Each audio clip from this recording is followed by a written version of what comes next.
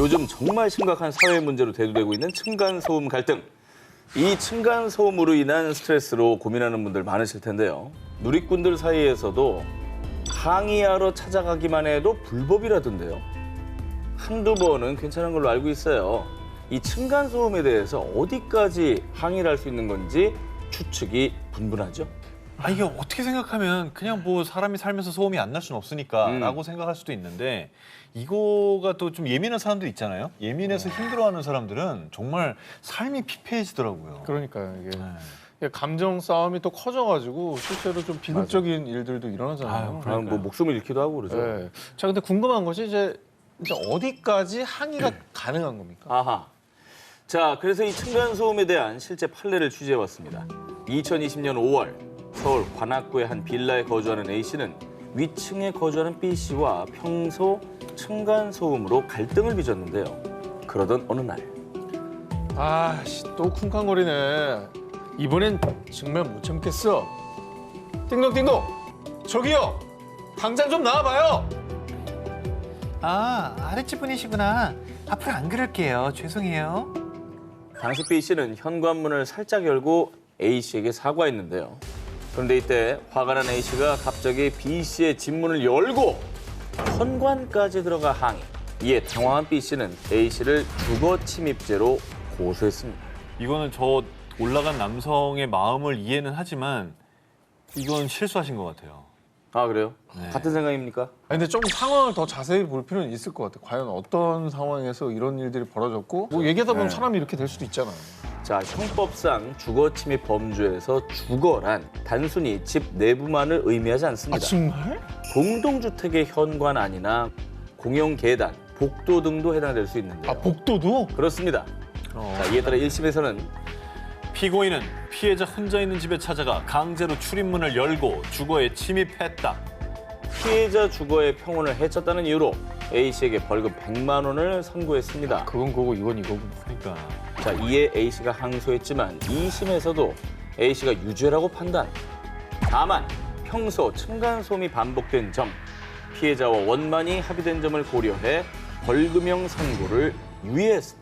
야, 그러면 상대방이 진짜 내 집 앞까지 왔는데 위협을 느꼈다. 이것도 뭐 어떻게 보면 원칙적으로 불법을 저지른 거네요. 문을 두들겼다든가 이게 그렇죠. 다 협박에 해당이 될 거예요 아마. 근데 이제 요거는 그게 문제가 된 거지만 층간소음. 사실 이게 원인은 층간소음이었잖아요. 또 미쳐버리죠. 그러니까 요거에 대해서는 그러면 어떻게 항의해야 돼? 2013년 법원이 제시한 층간소음 항의 기준에 따르면 반복적이지 않은 단순한 전화 연락, 문자 항의, 현장 두드리기까지는 가능.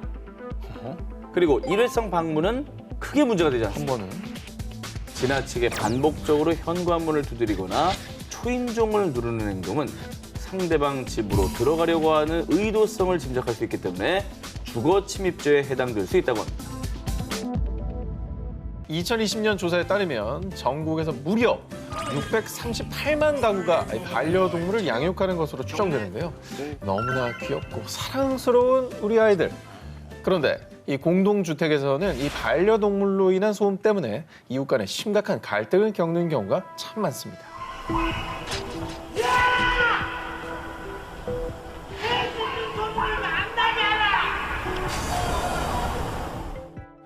요즘 네. 정말 반려동물 키우는 집이 진짜 많고요. 그리고 뭐 이 강아지에 따라서는 그냥 뭐 잘 안 들리는 강아지들도 있지만 우렁찬 강아지들도 있습니다. 아니, 나는 아파트에 놀러 갔는데 시골 개 소리가 나더라고. 네. 그냥 서울 도심 아파트인데 이래. 그런 경우도 있어요. 대형견 키우는 집들 많아졌어요. 그러니까 자, 그런데 말입니다. 2015년 미국 워싱턴주 시애틀에 거주하는 우드로 톰스는요. 이웃집 반려견이 짖는 소음 때문에 소송을 제기. 아이고. 개 짖는 소리 때문에 잠도 못 자고 정신적으로 극심한 고통을 겪고 있다고요.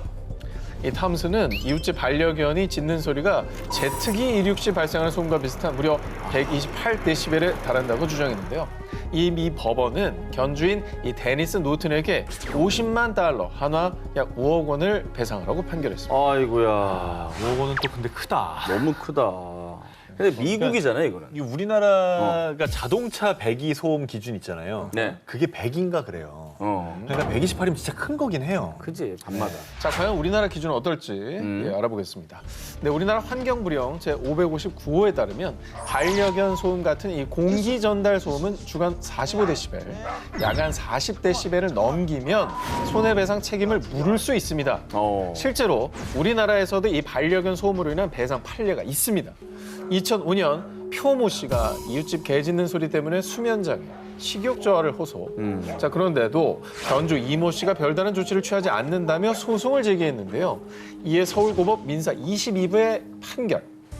원고가 옆집 개들이 짖는 소리에 잠을 못 자는 등 사회 통념을 벗어날 정도로 권익을 침해당한 사실이 인정된다. 그렇습니다. 피고 이 씨가 원고 표 씨에게 병원 치료비와 위자료 등으로 총 147만 원을 지급하라고 판결했습니다. 좀 액수가 미국보다는 작죠. 훨씬 작네요. 참고로 이 표 씨가 이웃집 반려견으로 인한 수면 장애 등 피해 사실을 구체적으로 증명했기 때문에 원고 일부 승소 판결을 받을 수 있었다고 합니다. 방음 장치를 별도로 하거나 좀 바닥에 매트라도 깔아주면 그나마 뭐 다 100% 막진 못하겠지만은 배려가 될 수 있을 텐데. 어쨌든 본인의 즐거움을 위해서 타인의 권리를 희생할 수는 없는 거잖아요. 반려가구 638만 시대. 사랑하는 반려동물을 아껴주는 것도 좋지만요. 우리 이웃을 배려하고 또 더불어 사는 노력이 필요하지 않을까요? 2016년 8월 11일 늦은 밤 경북 경산시 한 아파트 주차장에서 가벼운 접촉 사고가 발생. 당시 접촉 사고를 낸 지인을 대신해 조수석에 앉아있던 A씨가 운전석으로 자리를 옮겨서요. 직접 자동차를 운전해 30m가량 이동했는데요. 이후에 신고를 받고 출동한 경찰은요. 혹시 술 드셨습니까? 음주 측정 협조 부탁드립니다. 하지만 A씨는 음주 측정을 거부. 결국 A씨는 이 일로 면허가 취소됐습니다. 자, 그러자 면허 취소 처분이 부당하다며 소송을 제기한 A씨. 제가 음주 측정을 거부했지만 운전 면허 취소 사유는 해당하지 않는다고요. 아닐 텐데 음주 측정 거부는 음주운전과 동급으로 취급될걸요? 자, 음주운전 시 면허 취소, 정지 처분에 대한 규정은요. 도로교통법에 규정되어 있습니다. 그 기준에 따라 도로가 아닌 곳에서의 음주운전, 음주 측정 거부에 대해서 운전면허 취소, 정지 처분은 부과할 수 없다라고 하는데요. 장소가 중요했구나. 그렇습니다. 우선 도로교통법상의 도로란 불특정 다수의 사람이나 차량이 통행할 수 있도록 공개된 장소를 가리킵니다. A씨는 아파트 주차장은 입주민만 드나들 수 있는 공간이기 때문에 도로교통법상의 도로가 아니라고 주장. 따라서 도로가 아닌 곳에서 음주 측정을 거부했기 때문에 면허 취소가 부당하다는 겁니다. 자, 그러니까 이 사건의 쟁점은 아파트 단지 내 주차장을 도로교통법상 도로로 볼 수가 있는지 여부였습니다. 애매하네. 우선 1심은 A씨가 운전한 구간이 도로에 해당된다며 소송 청구를 기각했습니다. 사실 외부인 출입이 자유롭고 개방되는 공간이라면 아파트 단지 내 도로도 도로교통법상의 도로에 해당된다고 하는데요. 그런데 2심에서는 주차장 내 외부 차량 출입 금지 표지판이 있고 그래. 주민과 방문객만 이용하는 곳이라며 도로가 아니라고 판단. 대법원 또한 2심 판단에 손을 들어주며 A씨의 승소를 확정지었습니다. 아니 근데 이게 도로가 아니라면 음주운전을 해도 된다라는 얘기가 되는 거거든요. 근데 면허 취소만 아니지 처벌은 됐을 것 같진 않아요? 자, 유의하셔야 할 점은요. 이 판결이 아파트 단지 내에서 음주운전이나 음주 측정 거부가 허용된다는 뜻이 아닙니다. 그렇지. 면허 취소와 같은 행정처분은 내릴 수 없지만 형사처벌은 가능.